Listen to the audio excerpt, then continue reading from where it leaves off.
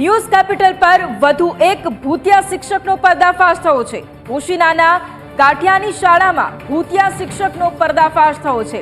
કાઠિયાની શાળાના શિક્ષિકા વિદેશ હોવાનું બહાર આવ્યું છે। શિક્ષિકા હિમાંશી પટેલ 2023 થી રજા ઉપર છે।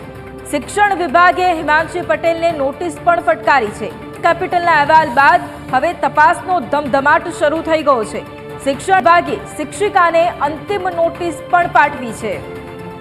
तो न्यूज कैपिटल पर વધુ એક આ ભૂતિયા શિક્ષકનો પર્દાફાશ થયો છે। ઓશીનાના કાઠિયાની શાળામાં ભૂતિયા શિક્ષકનો પર્દાફાશ થયો છે। કાઠિયાની શાળાના શિક્ષિકા વિદેશ હોવાનું બહાર આવ્યું છે। 2023 થી આ શિક્ષિકા હિમાંશી પટેલ રજા ઉપર છે।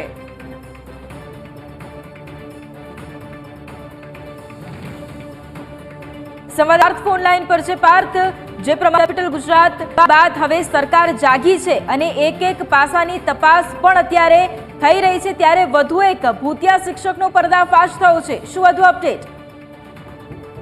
બિલકુલ વૈભવી, જે પ્રમાણે કહી શકાય કે ફરી એક ભૂતિયા શિક્ષક સામે આવ્યા છે। ખાસ કરીને જે પ્રમાણે કહી શકાય કે હળાદ પોશીના કરીને છે, સાબરકાંઠાની અંદર આવેલું છે હળાદ પોશીના। ત્યાં હળાદ પોશીનાની અંદર ફરી એક ભૂતિયા શિક્ષક ઝડપાયા છે અને કેટલાક સમયથી માર્ચ 2023 થી આ શિક્ષક ત્યાં આવી નહોતા રહ્યા અને કહી શકાય કે જે પ્રમાણે જિલ્લા શિક્ષણ અધિકારી હોય કે પછી ત્યાંના સ્થાનિક આચાર્ય હોય તેમના કહેવા પ્રમાણે જે પ્રમાણે જણાવ્યું છે, કહી શકાય કે તે અત્યાર સુધી કપાત પગારમાં હતા, પરંતુ છેલ્લા 1.5 વર્ષ જેટલું થઈ ગયું છે, પરંતુ અત્યાર સુધી તે શિક્ષક ત્યાં સ્થાન પર આવતા નથી અને તે આ શિક્ષક પણ ત્યાં ઝડપાયા છે। જી બિલકુલ, પાર્થ સાથે એ પણ જાણવા માંગીશું કે ત્યાંના જે આચાર્ય હોય કે પછી ત્યાંના વાલીઓ હોય એમનું શું કહેવું છે? શું વાલીઓને આ વાતનો ખ્યાલ છે કે શિક્ષક નથી આવી રહ્યા આટલા સમયથી? બિલકુલ, ત્યાંના સ્થાનિક લોકો દ્વારા ત્યાંના સ્થાનિક લોકોની પણ જો વાત કરવામાં આવે તો તેમને પણ ખ્યાલ છે અને ખાસ કરીને કે કોઈ પણ સ્કૂલની અંદર જ્યારે વર્ષ પર્યંત થતું હોય છે કે 1 વર્ષ પૂર્ણ થતું હોય અથવા તો વર્ષની અંદર ઇન્સ્પેક્શન કરવામાં પણ આવતું હોય છે આ બાબતે, પરંતુ ત્યાં ક્યાંક કહી શકાય કે તંત્રની ચૂક રહી ગઈ હોય તેવું લાગે છે, કારણ કે કોઈ પણ સ્કૂલોમાં ક્યાંક ને ક્યાંક ઇન્સ્પેક્શન દર વર્ષે થતું હોય છે, બાળકોનું ઇન્સ્પેક્શન કરવામાં આવતું હોય છે, ત્યારે શિક્ષકોનું પણ ધ્યાન રાખવામાં આવતું હોય છે। ત્યારે બિલકુલ આ પ્રમાણેની જો પરિસ્થિતિ ઉદ્ભવી હોય, કારણ કે 2023ની અંદર માર્ચ 2023ની અંદર જ્યારે આ શિક્ષક ત્યાં ન હતા અને ત્યારથી જ આ પરિસ્થિતિ જો ઉપજી છે, તો બિલકુલ તંત્રની પણ સામે બેદરકારી પણ સામે જણાઈ આવે છે। બિલકુલ ન્યૂઝ કેપિટલના અહેવાલ બાદ અત્યારે તંત્ર જાગ્યું છે, પરંતુ જે પ્રમાણે એ કહી શકાય કે આ જે રીતની પરિસ્થિતિ બની છે તે પ્રમાણે બિલકુલ તંત્ર સાબદું બન્યું છે, પરંતુ આ રીતની કેટલાય શિક્ષકો છે હજુ પણ બહાર આવી શકે તેવી શક્યતાઓ છે। બિલકુલ, પાર્થ સાથે એ પણ જાણવા માંગીશું કે અન્ય જે શિક્ષકો છે તેમનું શું કહેવું છે? તેમને સવાલ કર્યો એમનું શું કહેવું છે? કારણ કે ઘણી વખત જ્યારે શાળામાં જઈએ અને પૂછીએ છીએ ત્યારે ખાસ ત્યાં આગળ બીજા જવાબ આપવામાં આવતા હોય છે। બિલકુલ, જે રીતે ત્યાંના પ્રિન્સિપાલ છે બ્રિજેશ પટેલ, જે આચાર્ય છે શાળાના, તેઓ આપણી સાથે ફોન લાઈન પર જોડાયા છે। બ્રિજેશભાઈ, એક ભૂતિયા શિક્ષક તમારી જ શાળાના અત્યારે સામે આવ્યા છે અને શિક્ષિકા વિદેશ છે, શું કોઈ ફરિયાદ તમે કરી છે અત્યાર સુધી? હા બેન, એમનો રિપોર્ટ મૂક્યો ત્યારથી કપાત પગારે જવું પડે છે અને રિપોર્ટ અમે દૂધ મંત્રી દ્વારા તાલુકા પંચાયત કચેરીએ પોસ્ટ કરેલો હતો અને એમનો કોઈ પણ પ્રકારનો પગાર આકારેલ નથી, રાજનીતિ તેઓ હાજર થયેલ નથી। જી બ્રિજેશભાઈ, મારો બીજો સવાલ એ પણ છે કે અત્યાર સુધી તમે કેટલી વખત ફરિયાદ કરી છે? તમે ફરિયાદ તો કરી હશે એમના વિરુદ્ધ? હા, એટલે અમે એમનો રિપોર્ટ દૂધ પછી અમારી જે ઉપલી કચેરી કરી ત્યાં મોકલી દીધો, એટલે પછી હાજર થયા નહીં અને જયારે તાલુકા પંચાયત જિલ્લા પંચાયત માહિતી માગે કે ભાઈ કોઈ શિક્ષક રજા ઉપર છે ત્યારે આપતા હતા। ઓકે બ્રિજેશભાઈ, માત્ર રિપોર્ટની ખાલી અહીંયા વાત નથી એટલા માટે, કારણ કે બાળકો પણ શાળાએ આવતા હોય એટલે એમના ભણતરની પણ અહીંયા વાત છે। કેટલી વખત તમે રજૂઆત કરી ચૂક્યા છો? શું એક વખત જ આપે રિપોર્ટ ત્યાં સોંપ્યો છે કે આપે વારંવાર ફરિયાદ કરી છે?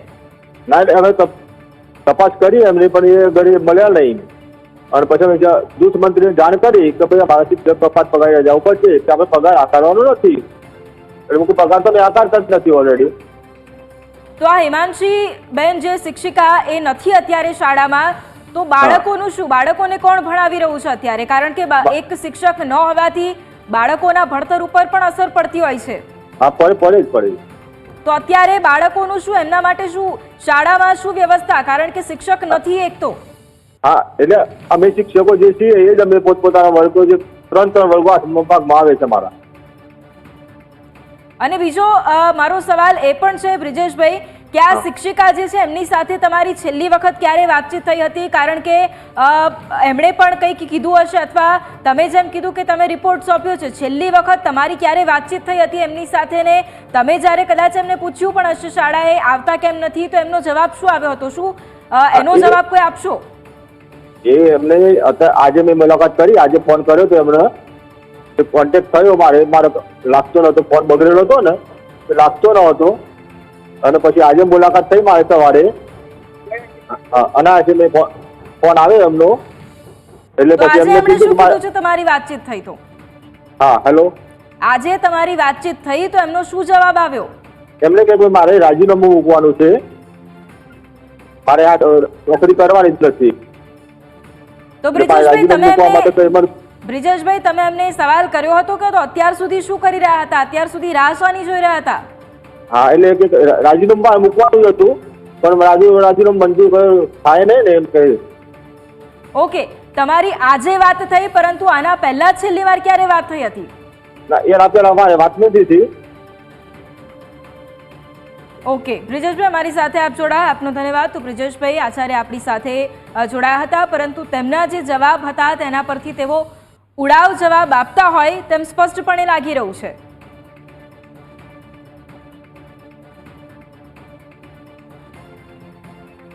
શિક્ષકો એવા છે કે જે 90 દિવસ કરતાં વધુ સમયથી કોઈક અંગત કારણસર અથવા તો કોઈ કારણસર બિનઅધિકૃત રીતે અથવા તો કોઈ મેડિકલ રજા પર ગયેલા જોવા મળે છે. એમાં એક શિક્ષિકાબેન જે છે એ 11/3/23થી અંગત કારણસર કપાત પગાર રજા મૂકીને ગયેલા છે, પણ હાલની મળતી માહિતી અનુસાર કે તેઓ હાલ વિદેશમાં છે. બાકીના જે 4 શિક્ષકો છે એ મેડિકલ ગ્રાઉન્ડ પર એક કે બીજા કારણસર રજા પર છે. જે 90 દિવસ કરતાં સતત ગેરહાજર હતા વધુ અને કોઈ રજાનો રિપોર્ટ લંબાવવાનો આપેલો નથી, એમની સામે નિયમનની કાર્યવાહી શરૂ કરવામાં આવેલી છે. કારણદર્શક નોટિસ ઇસ્યુ કરી અને તાત્કાલિક ફરજ પર હાજર થવા માટે જણાવવામાં આવેલ છે. તો આ જે શિક્ષિકા છે તેમના દ્વારા એક પત્ર પણ લખવામાં આવ્યો છે અને તેની વિશે ખાસ આપણે વાત કરીશું. એમાં અહીંયા સ્પષ્ટપણે કહેવામાં આવ્યું છે કે ઉપરોક્ત વિષય અનુસંધાન આપ સાહેબશ્રીને જણાવવાનું કે હું હિમાંશુબેન હસમુખભાઈ, તેમનું નામ લખ્યું છે અને કહ્યું છે કે કાઠિયા પ્રાથમિક શાળા, મારે અંગત કારણોસર હું તારીખ 11/3/2023થી શાળામાં ફરજ પર હાજર રહી શકું તેમ નથી, તો મારી તારીખ 11/31/2023થી જ્યાં સુધી હાજર ન થાવ ત્યાં સુધી મારી કપાત પગાર રજા કરવા આપ સાહેબશ્રીને વિનંતી છે. એટલે કે આ જે પત્ર લખ્યો છે તેની અંદર એ સ્પષ્ટપણે અહીંયા જાણ પણ કરી છે. એમણે એ કહ્યું છે કે તેઓ રજા પર છે.